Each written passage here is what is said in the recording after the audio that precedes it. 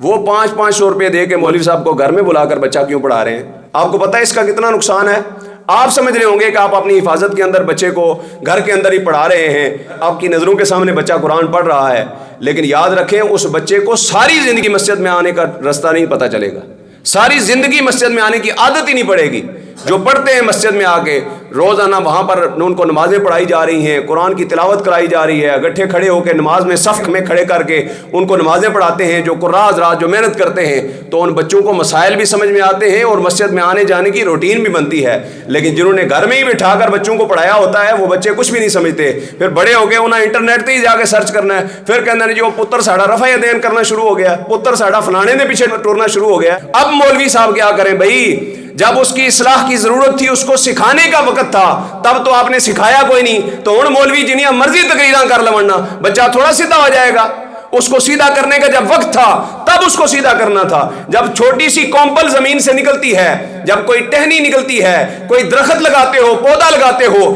تو اگر وہ ٹیڑھا ہو جائے، اس کو سیدھا نہ کیا جائے تو ساری زندگی ٹیڑھا رہتا ہے، لیکن اگر وہ ٹیڑھا ہو جائے، آپ اس کو سہارا دے کر کھڑا کر دیں سیدھا، تو وہ سیدھا تناور درخت بن جاتا ہے۔ لیکن جب وہ تناور درخت بن گیا، اگر وہ ٹیڑھا ہے تو اس کو سیدھا کر کے دکھا دو، اگر وہ سیدھا ہے تو پھر ٹیڑھا کر کے دکھا دو۔ جب جوانی آ گئی، بچے کی عمر پختہ ہو گئی، ذہنی پختگی آ گئی، اس کے بعد آپ جتنی مرضی اس بچے کو بیٹھ کر تقریریں کرتے رہو، اگر آپ نے بچپن میں اس کے سینے میں علماء کی محبت، علم دین کی محبت نہیں ڈالی، آپ جوانی کے بعد نہیں ڈال سکتے۔ اور اگر بچپن سے ہی آپ نے اس کو مسجد کا رستہ سکھایا ہے، مسجد میں آنے کا طریقہ بتایا ہے، صبح اٹھنے کی عادت ڈالی ہے، تو اس بچے کو جوانی تک پہنچنے میں وہ عادت پڑی ہوئی ہوگی۔ اگر نماز کے لیے نہ بھی اٹھانا، بستر میں کروٹیں بدلتا رہے گا، جاگتا رہے گا، اس لیے کہ باپ نے اس کو بچپن سے عادت ڈالی تھی۔ لیکن ہم کیا کرتے ہیں؟ پتر ساڑا نکا جے، رات کو لیٹ آیا تھا، ابھی سویا ہوا ہے، صبح سکول جاتا ہے، سارا دن ٹیوشن پڑھتا ہے، تو لہٰذا ابھی نہ اٹھائیں، اس کو ستا رہنے دو، خیر یہ کوئی گل نہیں، بڑا جناب بچہ ہمارا محنتی ہے، سارا دن پڑھتا رہتا ہے۔ جب سکول سے کالج سے فارغ ہو گیا، اب ہم چاہتے ہیں کہ ہون ساڑا منڈا ویل ہے، ہون کوئی کام نہیں کرتا، تو ہون اٹھ کے کم از کم نماز ہی پڑھ لیا کرے۔ تو اب نماز اس نے کوئی نہیں پڑھنی بابا جی،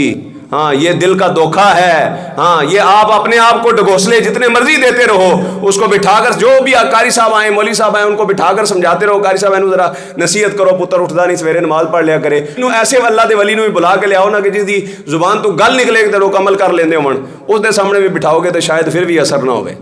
کیونکہ جب اس کا وقت تھا تب آپ نے اس کو تبلیغ نہیں کی۔